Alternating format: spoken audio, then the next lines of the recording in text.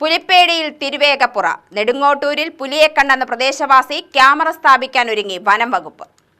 തിരുവേഗപ്പുറ നെടുങ്ങോട്ടൂർ മനക്കൽപീടിക പ്രദേശത്താണ് പുലിയെ കണ്ടതായി പ്രദേശവാസികൾ പറയുന്നത്. പുലിയെന്ന് തോന്നുന്ന ജീവി ചീറി അടുത്തെന്നും സമീപത്ത് ഒരു നായയുണ്ടായതിനാൽ പുലി നായയ്ക്ക് നേരെ തിരിഞ്ഞതുകൊണ്ട് രക്ഷപ്പെട്ടെന്നുമാണ് പ്രദേശവാസികൾ പറയുന്നത്. തിങ്കളാഴ്ച രാത്രി 9:30 സംഭവം. അഭ്യൂഹം പരന്നതോടെ പ്രദേശത്ത് ജനങ്ങൾ തടിച്ചുകൂടി. വനംവകുപ്പ് നടത്തിയ പരിശോധനയിൽ അസാധാരണമായ കാൽപ്പാടുകളും കണ്ടെത്തി.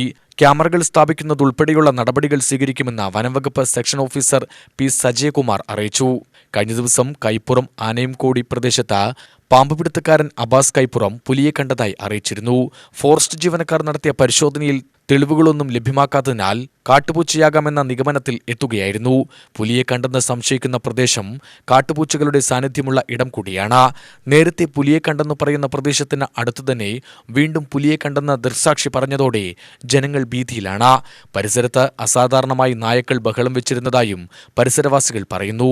UTV news, Palakkad.